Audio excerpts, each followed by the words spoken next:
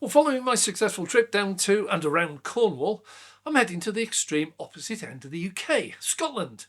So before I set off, there's a certain amount of research and planning to make sure I get to see all that I need to. Well, here's my preview. I'm Dave, welcome to Dave Takes It On. I completed a round trip of Scotland before I even began this channel. Found it to be very EV friendly, even back then. It's about 3 years ago.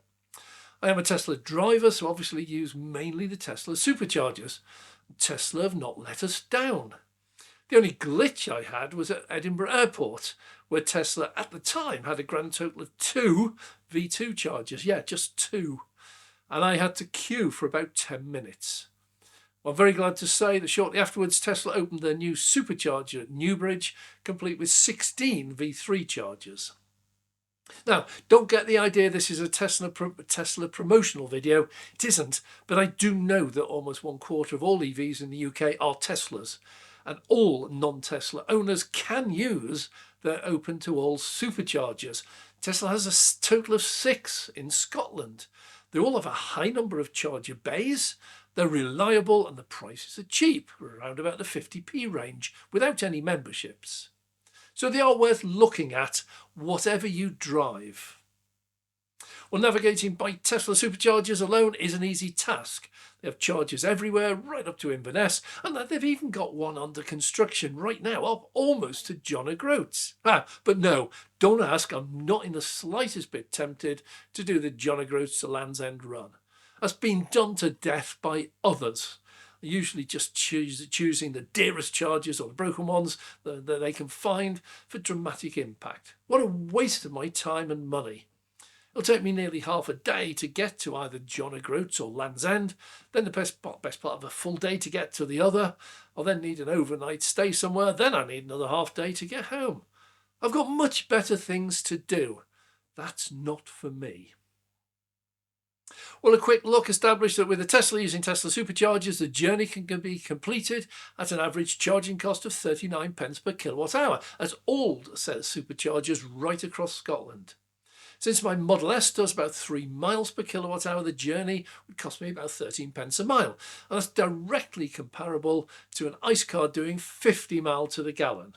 But of course, I won't even be paying that much. There's plenty of free-to-use charging available. Many hotels up there, when I checked, offer up to 10 chargers free to use for guests. Some car parks have totally free chargers. And of course, Hyundai, Renault, Citroën and Nissan all have free chargers at their dealerships for owners. I do wonder sometimes what they would say if I turned up in my Tesla and asked to use one of these free to charge chargers. Oh, one day perhaps. Oh, by the way, once you get back down into England, the Tesla chargers drop in price to around 30p off-peak.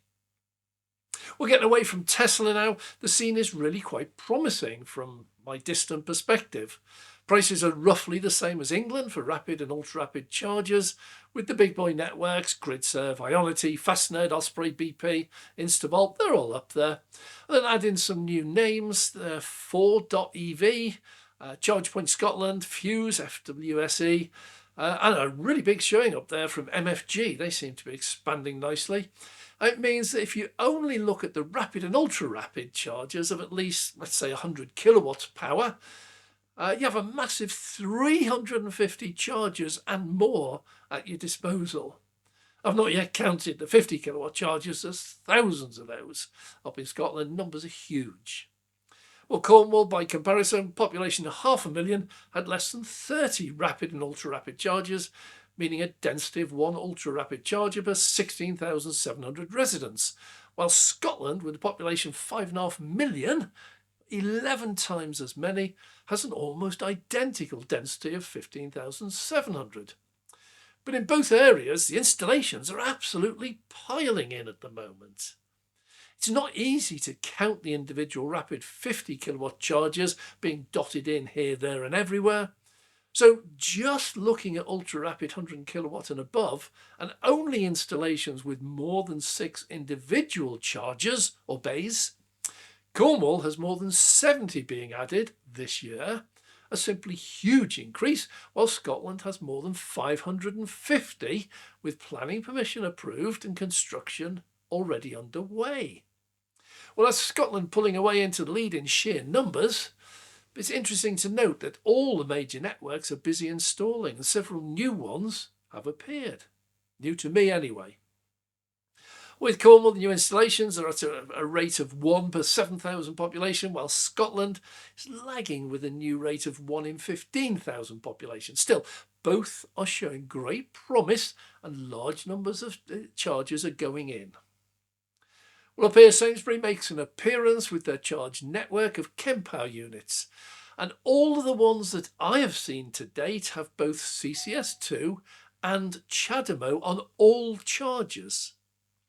Well, Sainsbury's seems to be looking after the Nissan Leafs. And the only issue I have with them is the price. It's somewhere between 75 and 79. It does vary between the sites, but it is one of the dearest. Well, Ionity in the same area, 74 pence, and that's got a half-price membership at the moment, £5.49 a month, and you get a 30% saving off that price. Fastned, 69p, so cheaper on its own, and they offer a membership also with a typical 30% off. That's for a monthly payment round about £10. Also look out for EV points. They are up in Scotland, and they have a base rate of 65 pence, but no membership as yet. They're up there, they're growing. Tesla has no fewer than 6 open to all superchargers, and prices for non-members are pretty standard at 53p off-peak and 58p peak. That's cheap. I've not included Gretna Green services here, as that is in a constant state of growth and shutdowns. Up there we have Apple Green, GridServe and Tesla all at the same location. But there are many new units being installed, some of the old ones being switched off. I'm going to wait until it settles down before I have a final look at it. But initially it looks like there's going to end up with 12 Tesla V4s, 12 GridServe 350s, and at least half a dozen Apple Green 180s. Now it's going to be fascinating to see if the V4s are open to all, as the others are all up in the 79 pence range, and Tesla price for non-Tesla owners, as I've just said, is between 50 and 60p. Well, I launched a video a short while ago forecasting that the first big site with multiple EV networks where Tesla comes along and opens an open to all charger at 50 pence off peak and 60 pence peak will be the start of a price war. Maybe this is what I predicted.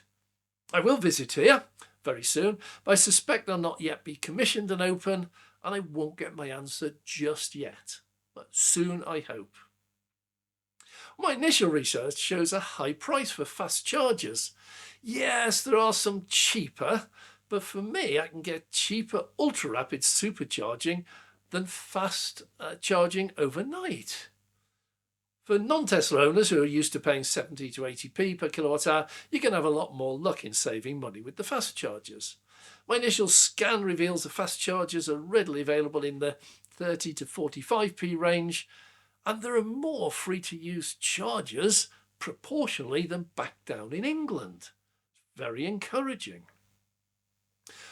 Well, of course, at this stage, much of this is theoretical. I often find that when I go along and plug in, price is not always the same as that quoted, and many free chargers are, well, no longer free.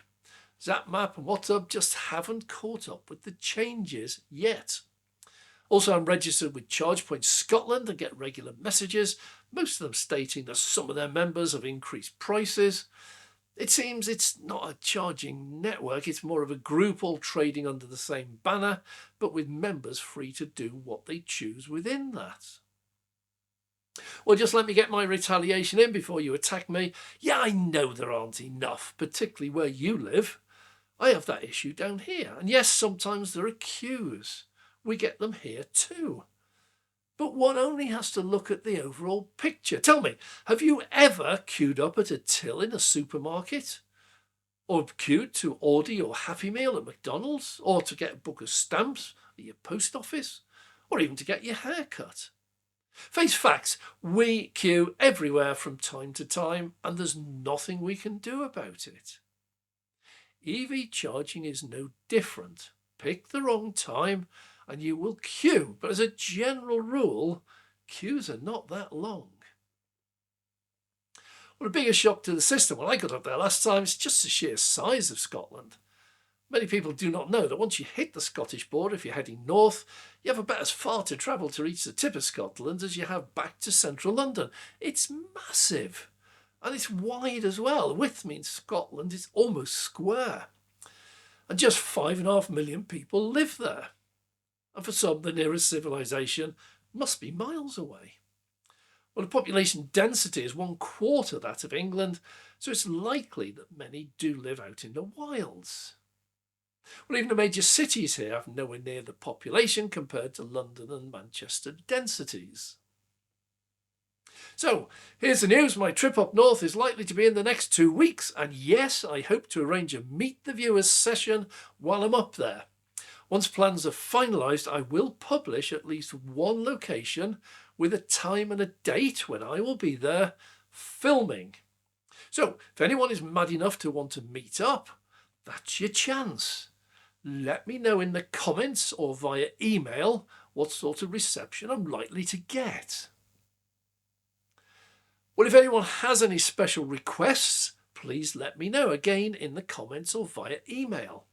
For example, many disabled drivers ask me about specific charger locations, design and facilities, and many caravanners ask about drive-through charger bays.